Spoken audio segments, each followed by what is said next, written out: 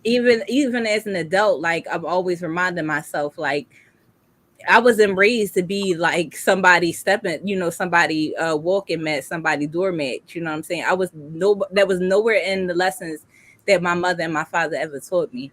So it just gets more aggressive the older I get. The less and less bullshit that I take. I've never been too shy about cutting people off. I've never been too shy about cursing somebody the fuck out. I've never been too shy about telling somebody you're making me uncomfortable and causing a scene. I'll be a fucking film producer. Okay. If you ain't hear me the first damn time, I'll give you the scene. You know what I'm saying? So even though, like everybody said, like it is true that you do learn that lesson, it never stuck with me. I can never say quiet when it comes to my comfortability. Never. Facts. Okay. Quick and to the point. Okay. Okay. I was the olive branch queen. Olive branch queen. I would find the beauty in you even when you couldn't find it. I would be like, no, because God said. And would love you to the point of my own exhaustion, right? Like I'm like, oh no, she's my best friend. Now I had to put these in two categories between the siblings and the homegirl. She's my best friend, and God kept showing me, "Are you sure?" Mm-hmm. Then my mama was like, "Are you sure?" And I'm like, "Yeah, we good people." Mamas always see it before anybody else, baby. Like, and I was like, "But mom, like she," and when it was an incident. I needed this job. I was working this job. This was a good job. This is back in 1999, and I was working telemarketing. I got 2 kids. I'm bringing home like $1,200 every 2 weeks, so I'm making good money, right? And I get suspended because of transportation. Now I didn't get my license until I was 23, so I'm on Uncle Matt. Okay, that's our bus system here. So I was on the bus, and they were like, "Okay, well the supervisor really liked me." He was like, "We're going to suspend you for like 2 weeks. We're going to come back and then we just start over like no biggie." I'm like, okay, fine. He didn't say suspend. He was just like, "We're going to let you go." So I'm telling this best friend, like, this is my girl. And it's time for me to go back to this job, and they don't hire me back. And when I talked to her, she said, "Oh, really?" And so then he told me why. He was like, "Well, yeah, word got out that they said that you was coming back." And I was like, "Really?" There's only one person I told. Damn. And when I confronted her about it, she was like, "No, I didn't say nothing." Right now, we maintained this situationship for years, on and off. Like I'd be like, "I'm done. I'm not even messing with you no more." And somehow she would find her way back into my life. So I got to a point where the olive branch that I had was now enough. Right? Couldn't find anything good or positive about this particular person who's supposed to be my friend. And in this one conversation, it is no holds barred. This is throw it all on the table. I said, "I got a question for you. Have you ever tried to manipulate me to get anything out of me?" And she said, "Yeah, because you can be easily manipulated." Oh. Where my duct tape? I asked you. I'm serious. She's like, "Yeah." She said, "Because you can be easily manipulated." She said, "I ask you to do something and you will do it. You won't even ask me any questions." I said, "Oh." She snitched on her stuff. That part. Dumbass. I said, "Oh, really?" I said, "Interesting." I said, "Do you know what my middle name means?" And she goes, "No." So my middle name is Mandisa, which means sweet. I said, "My downfall is that I'm really sweet and I'm really kind and I'm really loving. And I will go to bat for you and do whatever I can because you are my friend, right? My friend, you my girl. I got you. Because I know what it's like when people don't show up for you." So if I showed up for you, I showed up counting the cost before I showed up. But I didn't have to tell you that I counted the cost before I showed up. I had already did the assessment. So when I showed up, I came out of love. I didn't come because at some particular point in time I was going to complain about it. I just showed up. But what you're telling me is that through all the years that I've known you, you have always played in the background, trying to see how much more I can get out of her. I said, and you know what? You sowed that seed in your life. And thank you so much for letting me know. You never loved me the way that I loved you. So now mind you, we going to church together. So then when I stopped, it's like, well, do you think we should try to work on this friendship? What? I got you. No, I'm right. That's wild. The spirit is telling me that is not what's good for me this season of my life. I wish you nothing but the best and hope you have an amazing life. And I still wish that for her. I hope that you have an amazing life because you taught me that in my early 20s and in the early 30s, you can love somebody so much that you don't see what your mama was trying to tell you from John. Yeah. And for my siblings, it was the same way, always showing up for my brother. It didn't care what that boy got into. My mom lives in another state. Mila, can you go down and check on your brother? Because this, that, and the other, I got you. And the last incident where he gets stabbed, it then comes, well, you set me up. I'm sorry, who? Boy, I just had a grandchild. I'm working on my master's degree. Ain't nobody thinking about your dusty butt. And then it was like, Mila, he has never liked you. Stop making space for people that don't like you. It's not even love, because I can love you and not like you and want the best for you, but you don't even like me. And you would watch me go down this path of how much more can I suck out of this person until they die. I was like, oh. So my mama said, I love you, and I know that that's your child. But let me go ahead and tell you this now. Don't ever talk to me about him again. Let me know if he died. Outside of that, we're done. That part.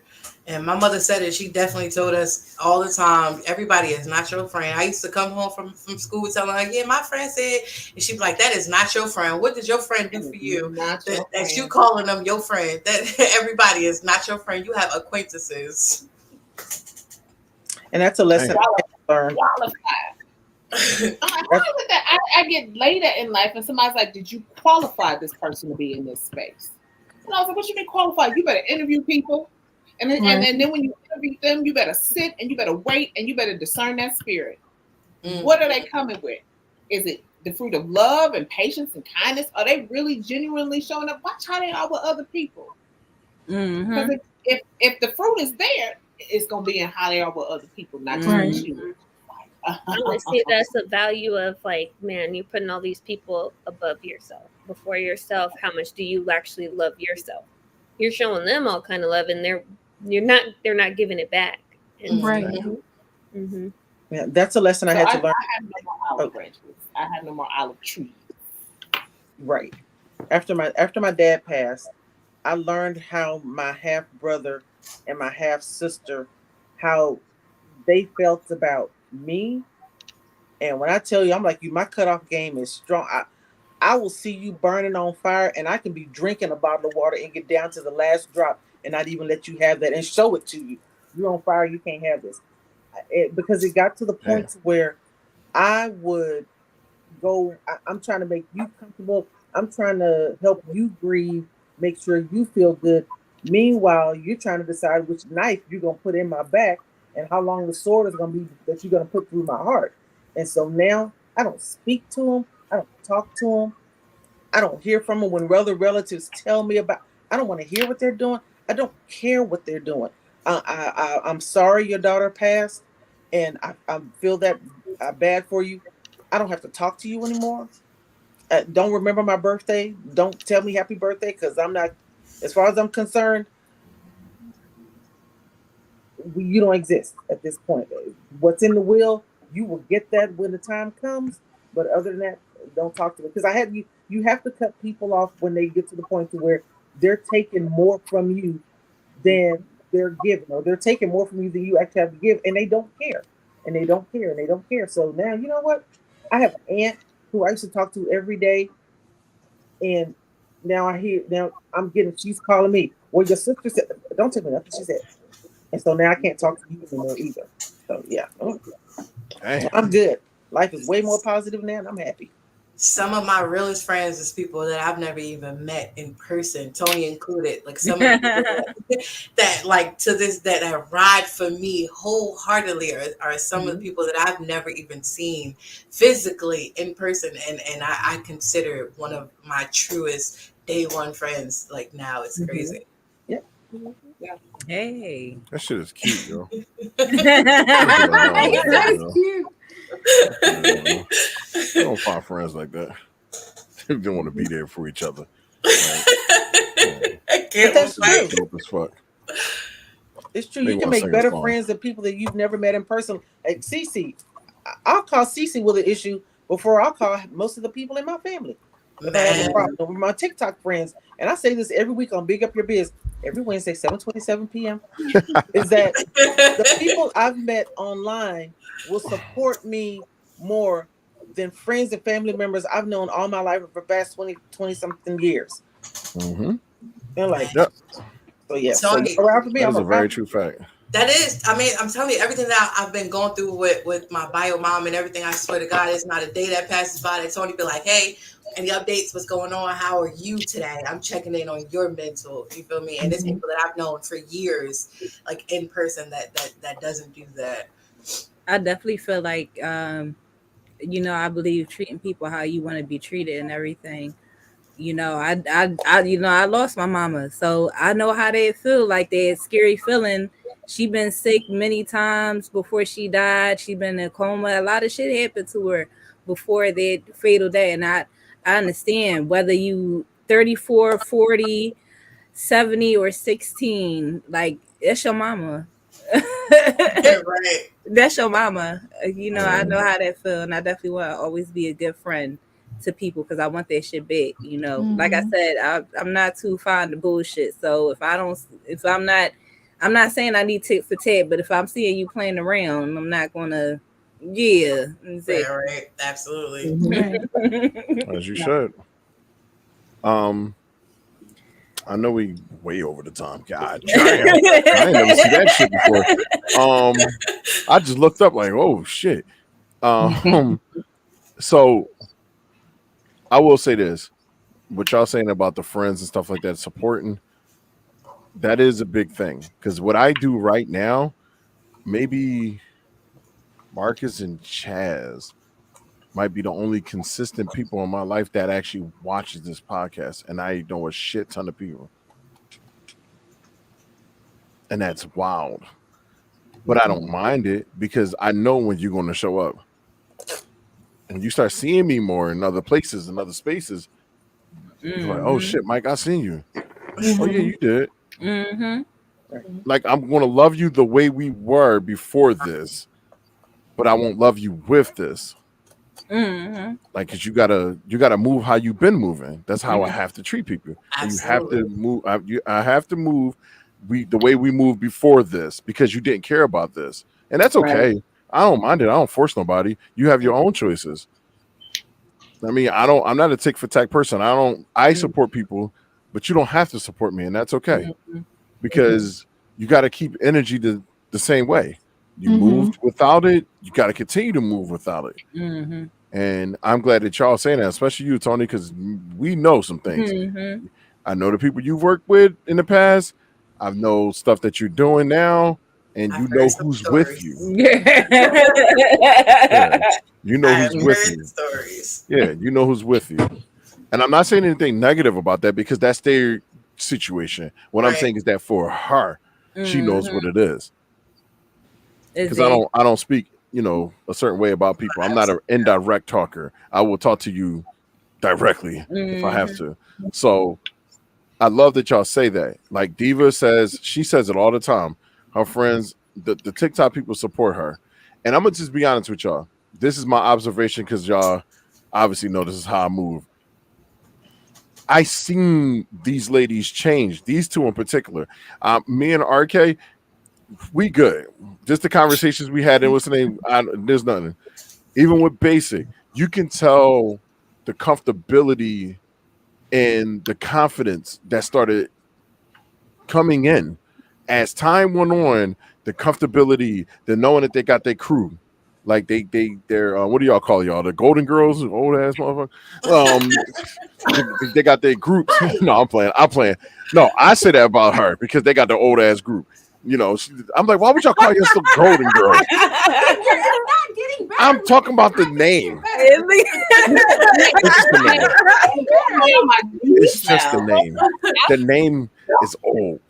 Anyway, I'm sorry, ladies. I'm just having fun. There's something for everybody in the GG. Okay. Listen, I'm just picking around y'all, but they have a core group that excites them, that gets them happy, and that they getting up now. Diva's up every day. I see a live pop in at 6, 7 o'clock in the morning while I'm at work, fixing shit, putting stuff together, and I'm like, damn, I guess I got to look at this. And not only, and I'll be thinking about it sometimes, like, should I go in there? Because she's going to invite me to come in immediately. I'm not even like, I can't even be on camera, but she's going to invite my ass anyway. She don't care. Yep. Don't care. So, no, just like that confidence. She walks every day. Not, you don't mind if I tell you business about the, okay. She lost weight, big time weight, because she's walking now. And I guarantee that health is kicking in. Cece's now on her journey and getting herself together. Because at any time, like, I know a lot of us men have to take care of ourselves a certain way because of hearts. We have people in our group that has passed away recently, as in last month. Like, people is passing away. So I have to notate that now and really do something for myself. Because at any time, that silent killer can show up. And it happens to women now, too. You just don't know about it. So it's like taking care of yourself is a big thing, is a real big thing.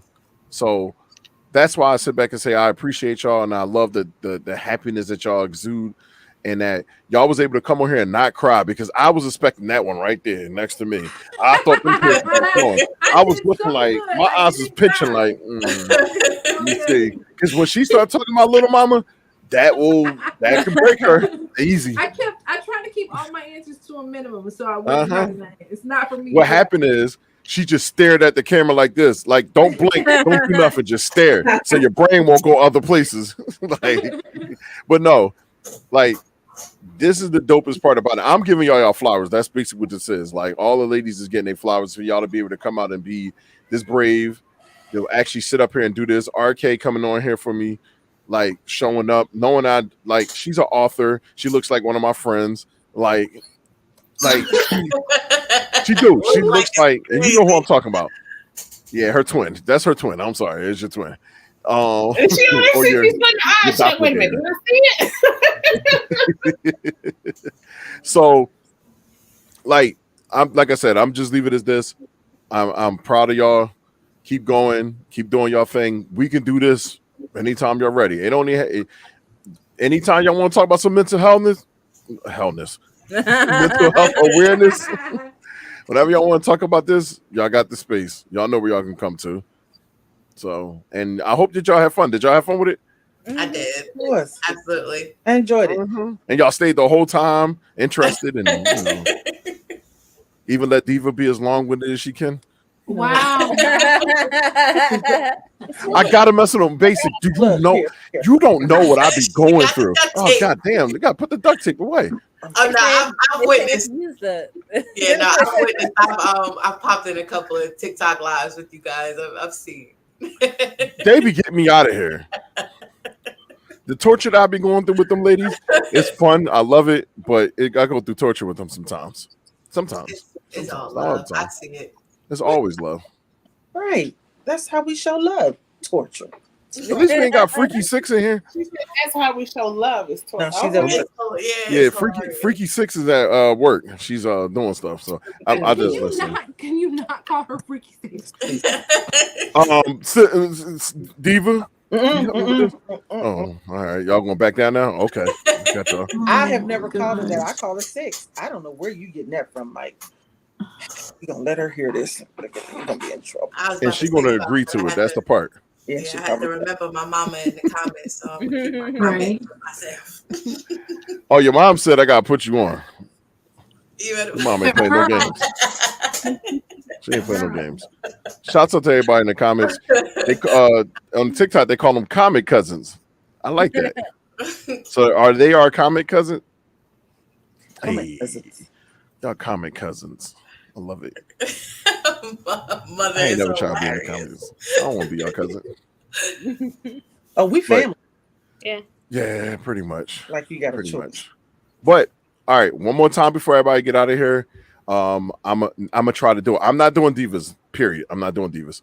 But the Butterfly Assassin, Tony Baloney, they have a podcast. They talk anime. They play games together, which that shit be funny as a motherfucker.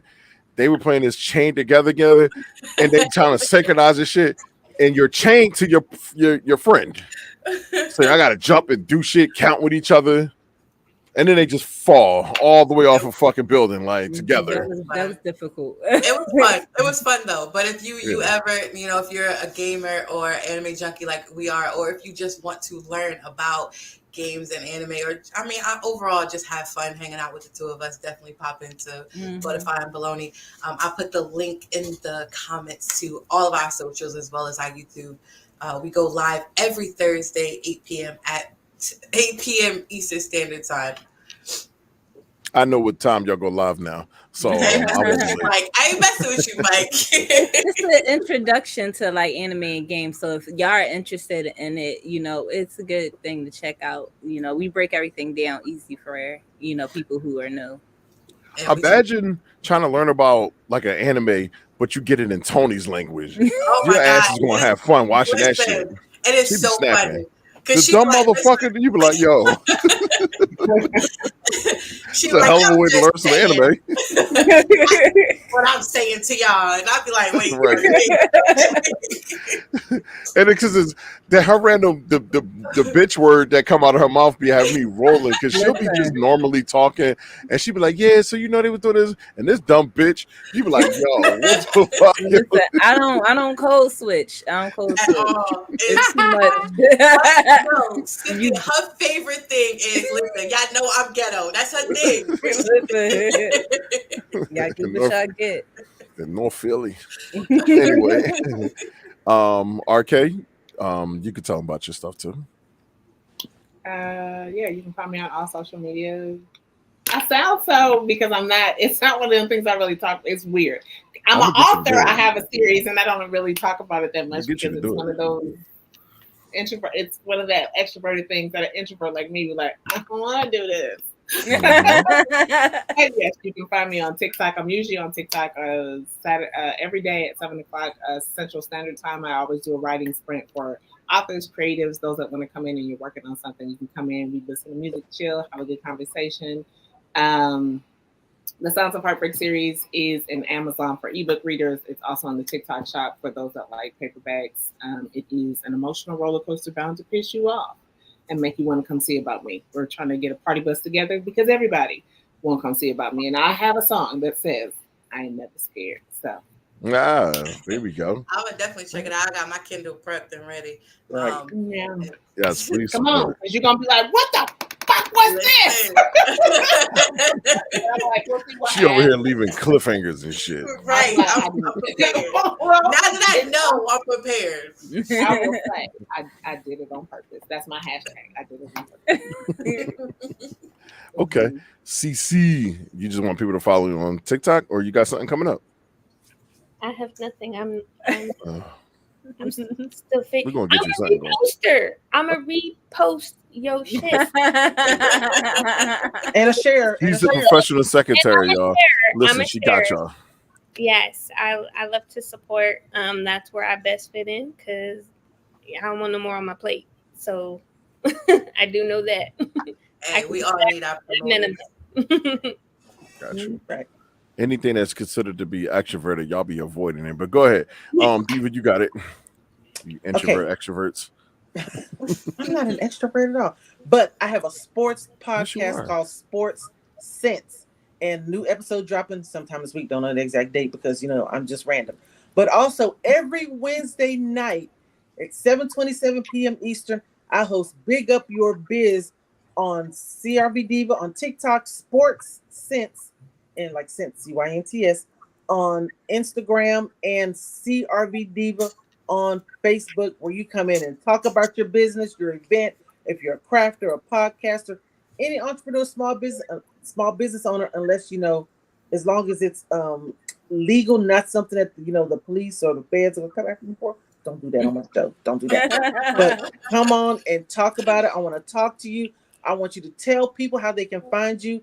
And Butterfly and Bologna Podcast, I want to see y'all on there Wednesday. RK, I want to see you on there Wednesday. Basic was there last week, and it was awesome. CC was on last week. Mike, yeah. Anyway. Oh no, I dipped on y'all. Mike was the week before. I went to bed. Right. So, follow me on all those places. Big Up Your Biz also has a page on TikTok. I'm also a crafter. I make bracelets and stuff. But anyway, I love it. I want to see all of y'all. And you know what? We can all win together. I love it because I'm big on crafting. I got my little studio right here. Oh, well, yeah, we definitely need to talk because I understand. You don't have to say nothing. I get it. I'm not going to pan this camera over.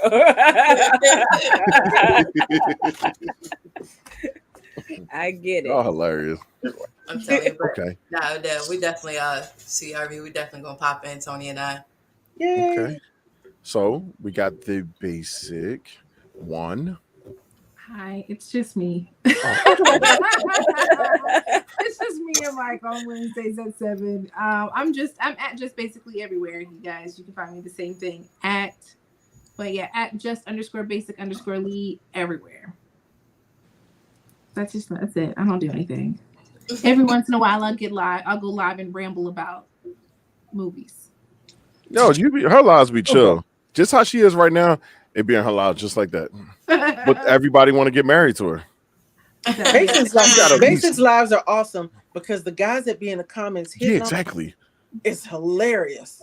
They just want to marry her the whole time. They lose. It's a little weird, y'all. I get random proposals this week. Now we're trying to do something. And Basin don't want to scissor with me. Lord Jesus. You just made it sound even worse. You're right, I don't. Well, part of it, you're going the wrong way. No, like because my camera's inverted. And she keeps saying my camera's inverted. She's so it's this way. You. Mm-hmm. There you go. Right. I kept telling him you're going the wrong way. No, I'm inverted. I'm inverted. I know, but I said you're going the wrong way and you wouldn't change up the direction of your head. Because my brain ain't registered. I was like, I'm not on that side. That's not it. So you don't want to. No, it's not happening. All right.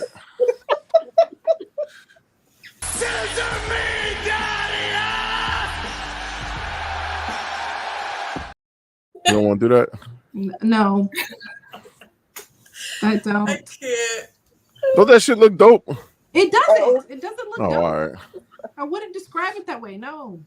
I can't. All right, cool. Anyway, I'm gonna finish it off. But once again, like I said, thank y'all for joining me. I had a fun one. It's a really, really good starting podcast. It was really, really good. That was a lot of people that looked at this. We're back. Yeah, we back like cook crack. This is Philly shit. Don't worry about this. It's Philly shit. I'm about to say I say that all the time. Yeah, I mean, anyway. Beg like cook crack. Yeah, I mean, you don't know about that BDC going on. All right, so yeah, I'm one of your hosts, co-hosts, Mr. Hennessy. Follow me on the Tikia Talks, Twitch. What else am I on? I'll be gaming and shit. So I play games. It's fun. I'll be having a good old time all to myself, even if I got to play by myself. Me and my cousin B for Barkers, we fight for democracy all the time. So, we having fun doing that. And then them two, we fight for democracy with them two. It was a horrible situation. It was horrible. They had no guns. They had nothing ready. They sent us on look at that, it's a piece of candy mission while they was on the other side killing people. And y'all was good. Y'all was good. We was not good. Yes, we were not. You hear screaming and somebody getting brought back. Throw them over there. So thank you, Rachel.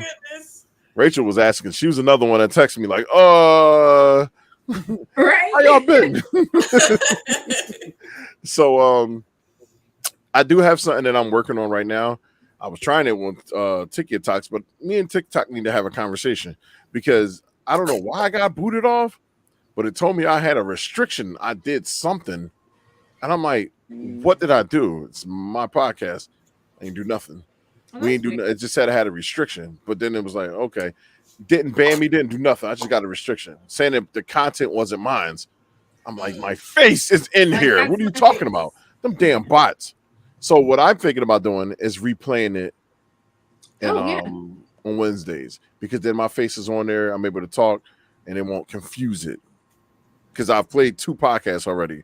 So this will get reviewed, but I am working on the TBC podcast. Me and my uncle are going to come back, and that is a dope podcast. That was one of the ones that kind of got me really into it. I was just answering Ray. I was answering Ray's question. She said, "Do we scissor on the podcast?" No, she ain't scissoring me. That's crazy. So we bringing that back when we talk about sports and other stuff, like still from the perspective of Gen X and me being a millennial, how it looks for us, these different things, and then coming up with conversations and different topics. Talk sports, talk everything, just have some fun with it. But we also doing TBC production, which Butterfly Assassin and Tony Baloney is going to partner up, not join up, but partner up, where they brand and stand with them. But we're going to just create something special where we create content, we sharing each other stuff out, we getting these numbers up because the goal is, and we live on YouTube, Knuckles, y'all got to pay us. That's how I want it. Y'all going to pay us. I know we've reached 200 plus followers, so that's a celebration. We got 200 plus followers. Yeah, that's a celebration on our own. The goal is to get to 1,000, and to make sure Tony Baloney and Butterfly Assassin get to 1,000. Make sure Cynthia, if she chooses to partner up with us, get to 1,000. Let's go ahead and get RK these books read so we can get her paid. You know what I mean? That's the goal. And whatever CC going through as a secretary, get her paid too. A professional secretary, yeah, give it to my typewriter. Nah, but basic everything that me and her is doing, take care of it. Right now, like I've made money on TikTok because of the replays of the podcast. Half of that is going to basic. Wait, what? I don't even know. Yeah, when I get paid, half of it is going to you. So, because that's our podcast, I can't profit off of it. It's our thing. So, what did he say? Oh, a Chief is all the way back. I just realized that. Oh, that was about 2 hours ago. He gonna get to this point and be like, "Oh shit." Somebody sent Chief a message and say, "Hey, fast forward about 2 hours." Even though it ain't gonna be no show, fast forward about 2 hours. Thank you, moms. Mom Dukes, thanks for joining. But I'm gonna let everybody go ahead and get out of here. I hope that y'all enjoy y'all evening. Next week, men's mental health awareness. Chief most likely will be here for that. Hopefully, she wanted that heart to be there bad. A little thing. Oh, she got it again. It's the little things. Do the peace signs. Oh, the peace signs. I don't know if it'll work. Sometimes these are really finicky. Confetti. Ooh. And I think if you put your hands in the air like fireworks. Something. I think I get balloons sometimes. I don't know. We all watch it. We all watch it. I'm waiting for the show. Bye, y'all. Bye, everybody.